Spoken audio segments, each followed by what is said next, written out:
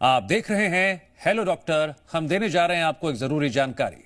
हमारे देश में एनीमिया, अप्लास्टिक एनीमिया और सिकल सेल की बीमारियां तेजी से बढ़ रही हैं।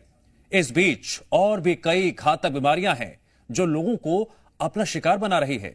ऐसे में होम्योपैथी इलाज अब लोगों के लिए रामबाण साबित हो रहा है और लोगों में इसका फायदा भी देखने को मिल रहा है। आज हम बात करेंगे ऐसी ही कई बीमारियों के बारे में जो कि होम्योपैथी इलाज से बिल्कुल ठीक हो रही हैं और इस दिशा में लोगों को जागरूक करने का काम कर रहे हैं डॉक्टर A.K. द्विवेदी, जो कि मेंबर हैं scientific advisory board ministry of Ayush के। इसके साथ ही आप एग्जीक्यूटिव काउंसिल मेंबर हैं देवी अहिल्या यूनिवर्सिटी के, जो कि इंदौर में है। साथ ही डिपार्टमेंट ऑफ साइकोलॉजी के प्रोफेसर हैं SKRP Gujarati homeopathic medical college Indore में। आज हम उनसे कई अहम जानकारियां लेंगे और सवाल भी पूछेंगे। सर, सबसे पहला सवाल आपसे यह है कि पिछले कई सालों से एनीमिया, अप्लास्टिक एनीमिया और सिकल सेल की बीमारी पर जागरूकता बढ़ाने के साथ साथ कई मरीजों को जीवन दान प्रदान कर चुके हैं। यह प्रेरणा आपको कहां से मिली? होम्योपैथी इतनी गंभीर समस्या पर कैसे प्रभावी है, यह भी आपसे जानना चाहेंगे।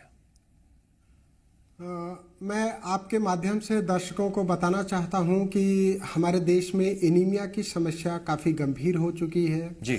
मैंने पिछले कई वर्षों में जो लोग अपने आप को सामान्य समझते थे, जब उनका नॉर्मल CBC जांच कराया, जब उनका हीमोग्लोबिन चेक हुआ, तो आपको यह जान करके बहुत आश्चर्य होगा कि जो लोग अपने आप को बिल्कुल स्वस्थ समझते थे, ऐसे स्वस्थ लोगों की ब्लड जांच हुई, CBC जब जांच हुई तो 100 में से 48 लोगों का हीमोग्लोबिन कम आया, काफ़ी कम आया। वैसे हीमोग्लोबिन 13 ग्राम परसेंट से 15 ग्राम परसेंट तक होना चाहिए, और जिन लोगों का हमने जांच कराया, तो खास करके अगर मैं महिलाओं की बात करूं तो महिलाओं का जो हीमोग्लोबिन आया लगभग 9 ग्राम, 8 ग्राम, 10 ग्राम परसेंट। और बहुत ही आश्चर्य की बात है कि 100 में से 25 महिलाओं का जो हीमोग्लोबिन था वो 7 ग्राम परसेंट, 8 ग्राम परसेंट, 6 ग्राम परसेंट था, और 3-4 महिलाओं का जो हीमोग्लोबिन था वो 4 ग्राम परसेंट, 5 ग्राम परसेंट था। और वो लोग काम करते थे, लोग ऑफिस जाते थे, अपना जो भी रूटीन काम करते थे, और काम करने के बाद वो लोग थक जाते थे या उनको बुखार जैसा लगता था, तो वो लोग शाम को आकर के कोई भी दर्द की गोली खा लेते थे। तो ये कोई भी दर्द की गोली खा लेना, खुद से गोली खाना बहुत ही हानिकारक हो जाता है। अगर ऐसा आप लगातार करेंगे तो धीरे धीरे यही बीमारी आपकी जो एनीमिया है वो अप्लास्टिक एनीमिया में चेंज हो जाएगी। अब लोगों को ये समझता नहीं है कि अप्लास्टिक एनीमिया क्या होता है। मैं आपके माध्यम से बताना चाहता हूं कि अप्लास्टिक का मतलब होता है हमारा जो बोन मैरो है वो ब्लड सेल्स का फॉर्मेशन बंद कर देता है। हमारे शरीर में 3 प्रकार की ब्लड सेल्स होती हैं, एक RBC है, एक WBC है और तीसरा प्लेटलेट्स है। जब तीनों सेल्स का बनना बंद हो जाता है तो उसको पैनसाइटोपेनिया बोलते हैं। जब हमारी CBC में तीनों सेल्स कम हो जाती हैं और हीमोग्लोबिन भी कम हो जाता है तो उसको पैनसाइटोपेनिया बोला जाता है। काफ़ी सारे मरीज पूरे देश से हमारे पास आते हैं, राजस्थान से, बिहार से, पश्चिम बंगाल से, झारखंड से, उत्तर प्रदेश से, महाराष्ट्र से, दिल्ली से, चंडीगढ़ से, पंजाब से, हरियाणा से, देश के बाहर से भी आते हैं, दुबई से, US से, कनाडा से, बांग्लादेश से, नेपाल से, भूटान से। तो ये समस्या बहुत गंभीर होती चली जा रही है और बच्चों को, महिलाओं को, बुजुर्गों को अप्लास्टिक एनीमिया की समस्या बहुत गंभीर हो रही है। जी। हमने गुजरात के एक बच्ची का ट्रीटमेंट किया, छोटी बच्ची थी, उसके पेरेंट्स लेकर के आए और उन्होंने बताया कि ये 3 से 4 दिन में एक बार लैट्रिन जाती है। जब 3 से 4 दिन में बच्चा एक बार लैट्रिन जाएगा तो उसका जो स्टूल है वो बहुत सूख जाएगा और हार्ड स्टूल के कारण ब्लीडिंग होने लगेगी, और जब ये काफ़ी लंबे समय तक चलेगा तो उसको परेशानी बढ़ जाएगी। जब वो स्टूल नहीं जाएगा तो उसका डाइजेशन प्रॉपर नहीं होगा, डाइजेशन प्रॉपर नहीं होगा तो एब्जॉर्प्शन प्रॉपर नहीं होगा, एब्जॉर्प्शन नहीं प्रॉपर होगा तो मेटाबॉलिज्म प्रॉपर नहीं होगा। कहने का मतलब ये है कि अगर बच्चा है और वो रेगुलर स्टूल नहीं जा रहा है तो पेरेंट्स को बहुत ध्यान देना चाहिए। मैं आपके माध्यम से सभी एनीमिया के मरीजों को, अप्लास्टिक एनीमिया के मरीजों को, सिकल सेल एनीमिया के मरीजों को और थैलासीमिया के मरीजों को या आयरन डेफिशिएंसी एनीमिया के मरीजों को ये रिक्वेस्ट करना चाहूँगा कि आप प्रत्येक महीने CBC जांच अवश्य कराएं। CBC बहुत सस्ती होती है और हमारे पास के लैब में ही हो जाती है। कई बार क्या होता है कि जब हम जांच नहीं कराते हैं, काफ़ी लंबा समय बीत जाता है। कई बार ऐसा होता है कि जब चक्कर खा करके गिर जाता है मरीज और डॉक्टर के पास जाते हैं और वहाँ जब सीबीसी की जांच होती है तो पता चलता है कि उसका तो खून ही कम हो गया, 3 ग्राम % खून है। तो ऐसी स्थिति पैदा नहीं होनी चाहिए। मैं आपके माध्यम से हमारे दर्शकों को ये बताना चाहता हूँ कि अगर अचानक से आपको आंख से ब्लीडिंग हो रही है, नाक से ब्लीडिंग हो रही है, मुंह से ब्लीडिंग हो रही है या स्टूल में ब्लीडिंग होने लग गई, तो आपको तुरंत नज़दीकी डॉक्टर को मिलना चाहिए या सीबीसी जांच कराना चाहिए। मैं आपके माध्यम से हमारी जो महिलाएं हैं, माता बहनें हैं, उनको ये बताना चाहूँगा कि अगर आपका माहवारी बंद हो चुका था, मान लो माहवारी बंद होकर के 5 साल 8 साल बीत गए हैं और उसके बाद अचानक से ब्लीडिंग होने लग गई, तो ये बहुत ही गंभीर समस्या है। इसको आप लापरवाही नहीं करिए, छुपाइए नहीं, तुरंत आप घर के सदस्यों को बताइए और डॉक्टर को बताइए और सीबीसी जांच कराइए और अगर संभव है तो सोनोग्राफी या एमआरआई कराइए। क्योंकि पीरियड के बंद होने के बाद, मेनोपॉज हो जाने के बाद अगर ब्लीडिंग होती है तो उसमें कैंसर जैसे लक्षण पैदा हो सकते हैं। आगे आने वाली पीढ़ी को हमको ये समझाना बहुत ज़रूरी है।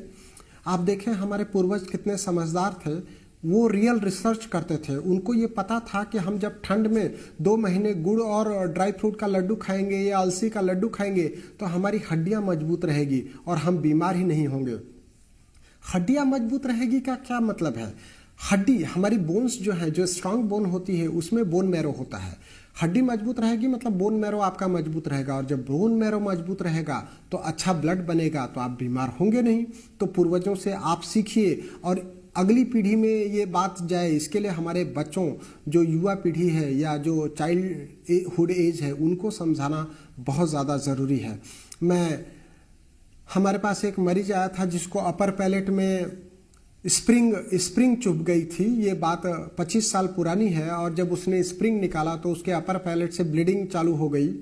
ब्लीडिंग देख करके उसने डॉक्टर्स को दिखाया और डॉक्टर्स ने उसको बताया कि ये तो अप्लास्टिक एनीमिया है और ठीक ही नहीं होगा। तो वो घबरा गया और हमारे पास आया।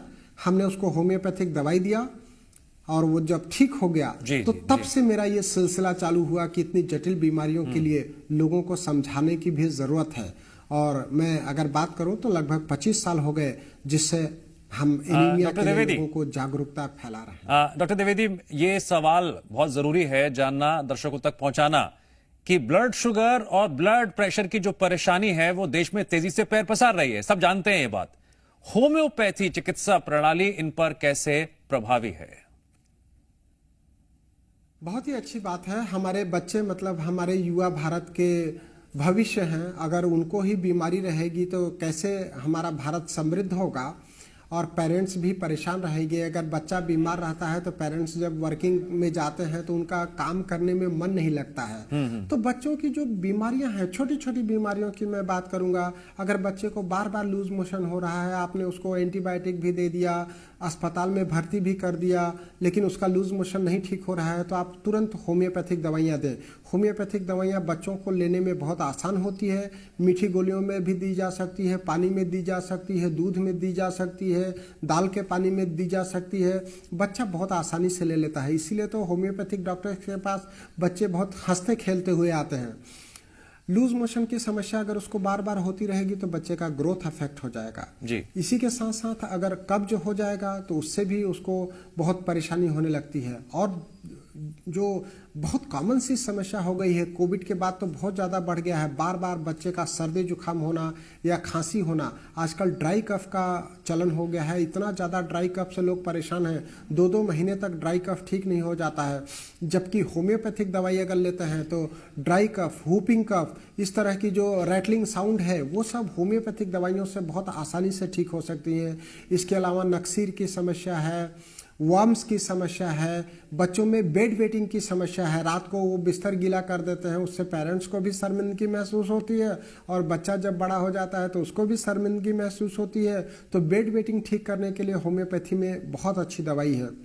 इसके अलावा अगर मैं बात करूं तो सीपी चाइल्ड है, ऑटिज्म है, ADHD है, या फिर मंगोलियन चाइल्ड है, या फिर डाउन सिंड्रोम है, इसके काफ़ी सारे केसेस देखने को मिल रहे हैं। और पेरेंट्स को पेडियाट्रिशियन या दूसरे डॉक्टर ये बता देते हैं कि ये बीमारी तो ठीक ही नहीं होती है, तो वो बहुत निराश हो जाते हैं।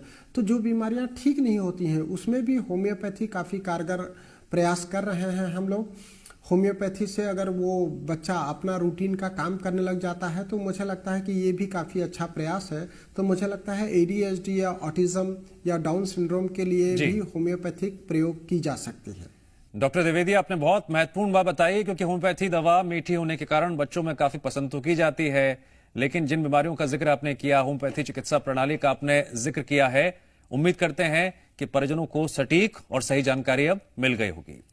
डॉक्टर साहब, ऑटो इम्यून डिसऑर्डर से लेकर AVN और कैंसर की समस्या भी काफी बढ़ती जा रही है, लोगों में डर भी है। होम्योपैथी चिकित्सा प्रणाली इन पर कैसे कारगर है? जी, आजकल हर कोई ऑटो इम्यून डिसऑर्डर्स की बात कर रहा है। अगर मैं ऑटो इम्यून डिसऑर्डर्स की बात करूं तो उसमें चाहे आर्थराइटिस हो या जॉइंट पेन हो या गाउट हो। आपने बोला कि AVN की समस्या काफ़ी बढ़ती जा रही है। AVN की समस्या पहले भी थी, लेकिन कोविड के बाद AVN की परेशानी बहुत ज़्यादा बढ़ गई और कोविड के बाद ही ऑटो इम्यून डिसऑर्डर्स की लोग बात कर रहे हैं। ऑटो इम्यून डिसऑर्डर्स काफ़ी बढ़ गए हैं। तो ऑटो इम्यून डिसऑर्डर्स में जब लोग काफ़ी सारा पेन किलर ले लेते हैं या काफ़ी सारा स्टेरॉइड ले लेते हैं, उसके बाद भी ठीक नहीं होता है, तब हमारे पास आते हैं। तो मैं आपके माध्यम से लोगों को ये समझाना चाहूँगा कि अगर आपको ऑटो इम्यून डिसऑर्डर्स बता दिया गया है या ये बता दिया गया है कि आपको स्लिप डिस्क है, स्पॉन्डिलाइटिस है, एंकोलाइजिंग है या फिर आर्थराइटिस है और ये ठीक ही नहीं होगा, तो आप होम्योपैथिक दवाई लेकर के देखें। मेरे पास काफ़ी सारे पेशेंट ऐसे भी आते हैं जिनका नी ऑपरेट हो चुका होता है। नी ऑपरेट होने के बाद भी वो चल नहीं पाते हैं।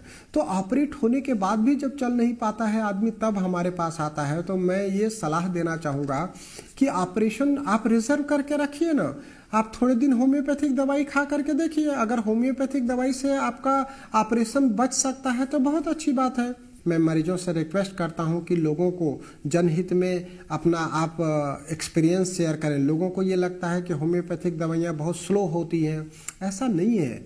जब बीमारी बढ़ जाती है तो बीमारी को ठीक होने में एक नियमित समय तो लगेगा ना, तो वो समय होम्योपैथी ट्रीटमेंट से लगता है। आप देखिए, ठंड का टाइम है, अस्थमा से लोग काफ़ी परेशान रहते हैं, ठंड में उनकी वो परेशानी बढ़ जाती है। कई सालों से लोग अस्थमा का इलाज कराते रहते हैं, फिर भी ठीक नहीं होता है।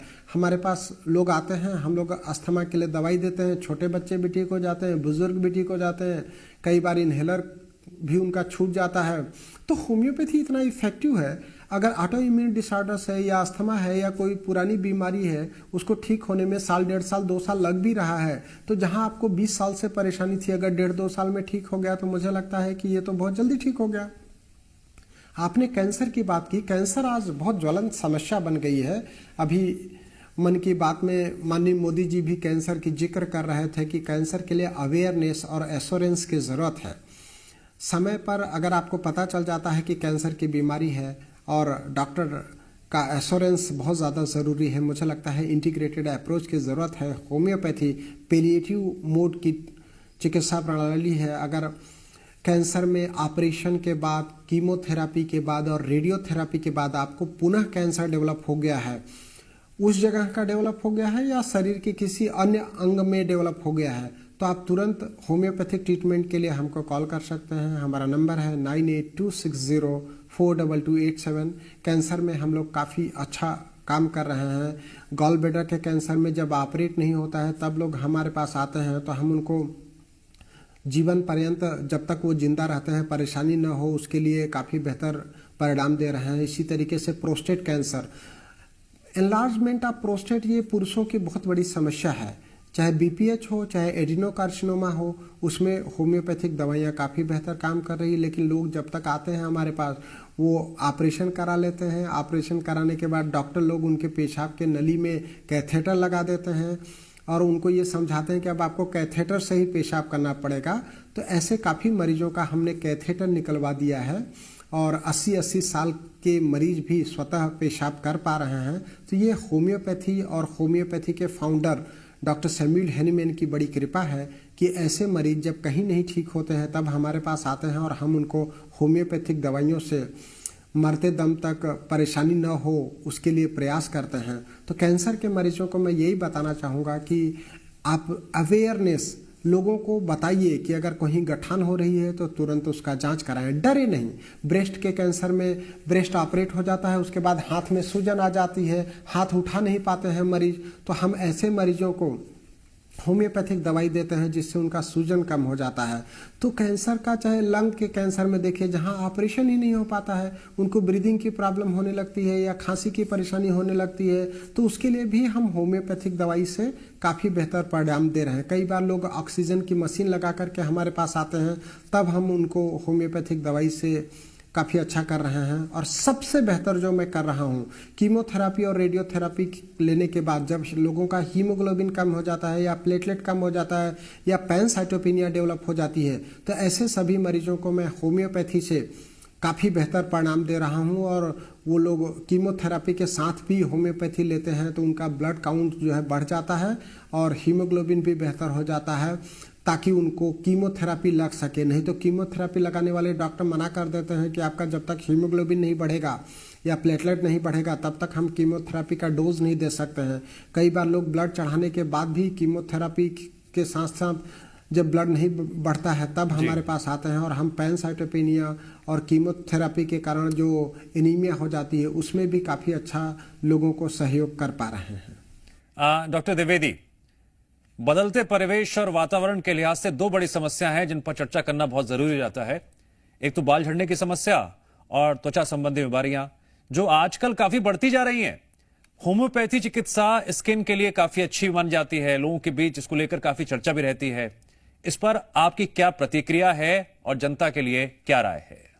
जी, बाल झड़ना एक बहुत बड़ी समस्या हो गई है। अगर आप देखेंगे तो कम उम्र के युवाओं में या लड़कियों में भी बाल झड़ना या बाल सफ़ेद हो जाना की समस्या बहुत बढ़ गई है। मुझे लगता है कि जिस तरीके से केमिकल का प्रयोग है, शैम्पू का चलन है, रोज टीवी पे देखा नया शैम्पू लेकर के आ गए, शैम्पू का चलन बहुत ज़्यादा बढ़ जाने से मुझे लगता है बाल की झड़ने की समस्या बढ़ गई है।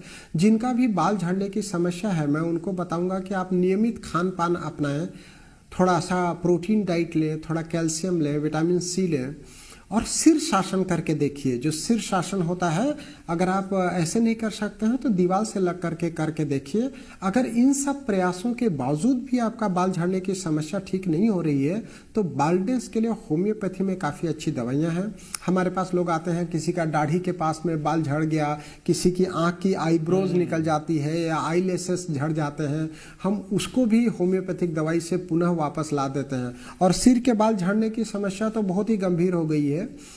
लोग बाल्डनेस लेकर के आते हैं, चाहे वो छोटे बच्चे हों, चाहे बड़े हों, चाहे महिलाएं हों, उनको हम जब होम्योपैथिक दवाई देते हैं तो पुनः उसी तरीके का या और बेहतर तरीके से बाल आ जाते हैं, जो खींचने से भी नहीं गिरते हैं। तो होम्योपैथिक में जो दवाइयाँ हम इस्तेमाल करते हैं उससे बाल झड़ना बिल्कुल रुक जाता है। और मैं जो दवाई देता हूँ वो 50 मिलीस्मॉल पोटेंसी की दवाइयाँ होती हैं, और हम लोग जो मरीजों को लगाने का कुछ भी ना शैम्पू देते हैं ना तेल देते हैं, सीधे उनको खाने और पीने की दवाई देते हैं, जिससे बाल झड़ना पूरी तरह से रुक जाता है। स्किन की जो परेशानी है आजकल बहुत ज़्यादा बढ़ गई है। लोग ड्राइनेस के लिए लेकर के आते हैं। अभी कल ही मेरे पास एक पेशेंट आई थी, वो अपनी बेटी को लेकर के आई थी। बेटी 11 साल की थी। वो बोली कि वो दिन भर कुछ न कुछ मॉइस्चराइजर लगाती रहती है और स्कूल भी लेकर के जाती है मॉइस्चराइजर। तो मॉइस्चराइजर इतना लगाने से थोड़ी स्किन अच्छी हो जाएगी। स्किन जो है अंदर से सॉफ्ट रहेगी तब अच्छी होगी, नहीं तो ड्राइनेस तो आएगा ही। उसके लिए मैं आपके माध्यम से लोगों को ये सलाह देना चाहूँगा कि पानी खूब पीजिए। और हम लोग होम्योपैथिक दवाइयाँ जो देते हैं उससे काफ़ी मरीज ठीक हो चुके हैं। जो ठीक हो चुके हैं उनके वीडियो यूट्यूब पे अपलोड है। आप यूट्यूब पे लिखेंगे डॉक्टर AK द्विवेदी इंदौर, तो आपको बहुत सारे मरीजों के वीडियो आ जाएंगे जो ठीक हो चुके हैं। उनको दोबारा कभी वापस परेशानी नहीं हुई, वो आज भी हमारे कांटेक्ट में हैं। तो मैं ये जानता हूँ कि 20 साल पहले जो सोरियासिस का मरीज ठीक हो गया उसको 20 साल में वापस रिकरेंस नहीं हुआ, तो ये कितनी बड़ी बात है। होम्योपैथिक दवाई रिकरेंस को भी ठीक कर सकती है। स्किन की जो बीमारी है वो बार बार होने वाली बीमारी है। हर मौसम में स्किन जो है वो अलग तरीके से रिएक्ट करता है, तो मौसम के अनुसार भी हमको स्किन को बचाना होता है। तो अगर आप मौसम के अनुसार स्किन का ध्यान रखेंगे, पानी खूब पिएंगे और होम्योपैथिक दवाई लेंगे तो आपकी स्किन की समस्या पूरी तरह से खत्म हो सकती है। कितनी जरूरी जानकारी आपने साझा की है। डॉक्टर द्विवेदी, होम्योपैथी को लेकर लोगों में अलग अलग अवधारणाएं होती हैं। आपका होम्योपैथी एडवांस्ड होम्योपैथी कैसे हो गई? दूसरे लोगों से अगर हम बात करें तो इसमें क्या क्या अलग है? बहुत ही अच्छा प्रश्न है आपका। हमारा जो एडवांस्ड होम्यो हेल्थ सेंटर है, हम लोग एडवांस्ड होम्योपैथी ऐसे हो गए कि हम लोग बीमारी के लिए लोग जो आते हैं उनको डराते नहीं हैं। सबसे पहली बात तो ये है। दूसरी बात, होम्योपैथी में 3 तरह का मेडिसिन बनाने का फार्मूला है। एक तो डेसिमल स्केल, सेंटीसिमल स्केल और 50 मिलीसिमल स्केल। तो हम लोग डेसिमल, सेंटीसिमल और 50 मिलीसिमल तीनों प्रकार की दवाइयों का प्रयोग करते हैं। जो 50 मिलीसिमल स्केल है वो हेनीमैन जी ने, जो इसके फाउंडर थे, उन्होंने बहुत लेट स्टेज में लिखा। उन्होंने देखा कि जब डेसिमल का इस रिजल्ट बहुत धीरे था तब उन्होंने सेंटीसिमल स्केल बनाया। जब सेंटीसिमल का रिजल्ट धीरे था तब उन्होंने 50 मिलीसिमल स्केल बनाया। कहने का मतलब यह है कि आपने सुना होगा कि कैलकेरिया फास्ट 3x या नेट्राम्यूर 3x जो बच्चों को दी जाती है, फेरम फास्ट 3x ग्रोथ के लिए, ये सब 3x, 6x या 12x या 30x ये जो है ये डेसिमल स्केल है। फिर आपने देखा होगा कि कुछ दवाइयाँ आती हैं जो 30 होती है या 200 होती हैं, 1 10 ये सेंटीसिमल स्केल की दवाई है। और हम लोग जो यूज़ करते हैं वो 50 मिलीसिमल स्केल की दवाई है, जिसका रिजल्ट बहुत फास्ट होता है। मरीजों को बहुत ज़्यादा परहेज करने के लिए नहीं बताते हैं, तो ये लेने में भी बहुत आसान होती है और इसका रिजल्ट भी बहुत फास्ट होता है। इसके अलावा जो हम बेहतर काम कर रहे हैं, लोगों को बीमारियों के लिए अवेयरनेस के लिए काम करते हैं। मैं सेहत एवं सूरत नाम की एक मैगजीन प्रकाशित कर रहा हूँ पिछले 12 सालों से, जो हर महीने अलग अलग बीमारियों पर होती है। तो इसमें क्या होता है कि हम लोग उस बीमारी से रिलेटेड सभी प्रकार के जो ट्रीटमेंट अवेलेबल हैं उसकी जानकारी देते हैं और उसमें लोग बचाव के तरीके अपना सकते हैं। हम मेडिक्लेम पे भी एक बार मैगजीन निकाले थे। तो इस तरीके से आप देखेंगे तो हमने डाइट चार्ट तैयार किया है जो मरीजों को देते हैं। हम उनको उनकी बीमारी के बारे में उनसे रिलेटेड डॉक्यूमेंट अवेलेबल कराते हैं, लिटरेचर अवेलेबल कराते हैं, जिससे लोगों को बहुत सुविधा हो जाती है। लोग डरे हुए, घबराए हुए आते हैं हमारे पास। जब मरीज आता है तो वो बार बार यही पूछता है कि डॉक्टर साहब हम ठीक हो जाएंगे, हमारी बीमारी ठीक हो जाएगी। हमको ठीक करने से ज़्यादा उसमें ये आस, ये उम्मीद जगाने में ज़्यादा मेहनत करनी पड़ती है कि आप ठीक भी हो जाएंगे। तो इसलिए हम लोग एडवांस्ड हैं दूसरे लोगों से। मैंने मध्य प्रदेश शासन में जब हिंदी में चिकित्सा पाठ्यक्रम आया तो हिंदी में मैंने मानव शरीर रचना विज्ञान लिखी। मानव शरीर रचना विज्ञान ये हमारी पब्लिश हुई थी 2022 में दिसंबर में। हमारे प्रदेश के राज्यपाल मंगू भाई पटेल जी उस कार्यक्रम के मुख्य अतिथि थे और हमारे प्रदेश के यशस्वी मुख्यमंत्री डॉक्टर मोहन यादव जी भी उस कार्यक्रम में विशिष्ट अतिथि थे। उस समय वो उच्च शिक्षा मंत्री थे और आज अत्यंत हर्ष की बात है वो प्रदेश के मुख्यमंत्री है। वो चाहते हैं कि प्रदेश में और मेडिकल कॉलेज खुले और मेडिकल कॉलेज खुलने से लोगों को चिकित्सा की सुविधाएं बेहतर हो सकें। तो मैं लोगों को यही बताना चाहता हूं आपके माध्यम से कि चिकित्सा की सुविधाएं बेहतर तो हो सकती हैं, लेकिन जब आप सही रास्ते पे जाएंगे, आप खुद से इलाज नहीं करिए, नज़दीकी मेडिकल स्टोर से दर्द की दवाई नहीं खाइए, आप गूगल पे सर्च करके नुस्खे नहीं अपनाएं। थोड़ी सी परेशानी है, थोड़ी सी बीमारी है तो थोड़ी सी जांच करा लें, थोड़ा नज़दीकी डॉक्टर से सलाह ले लें ताकि बीमारी बढ़े ना। हमारा जो मेन कंसेप्ट है, आज जो बीमारी है उससे आगे ना बढ़े। यदि हम इतना भी कर देते हैं तो हमको लगता है कि बहुत कर दिया, क्योंकि बीमारी नहीं बढ़ेगी तो कम होएगी। हम प्रिवेंटिव मेजर्स की बात करते हैं, हम ऐसे मेजर्स की बात करते हैं जिससे इम्यूनिटी बढ़ जाए। हमारे पास काफ़ी सारे पेरेंट्स आते हैं जो बोलते हैं कि हमारे बच्चे का इम्यूनिटी बढ़ाने की कोई दवाई दे दीजिए। तो हम उनको समझाते हैं कि इम्यूनिटी किसी पैकेट में नहीं आ जाएगी, किसी सिरप में नहीं आ जाएगी। आप घर में जो उपलब्ध खाद्य पदार्थ हैं उसको खिलाइए।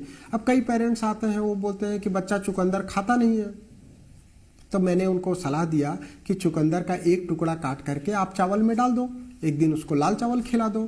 पालक का कुछ टुकड़े काट करके आप चावल में या दाल में डाल दो, एक दिन उसको हरा खिला दो। ऐसे ही आप रोटी बना सकते हैं, चुकंदर के रस को निकाल लीजिए, उससे आटा गूंथ लीजिए, एक दिन लाल रोटी या लाल पूड़ी बना लीजिए।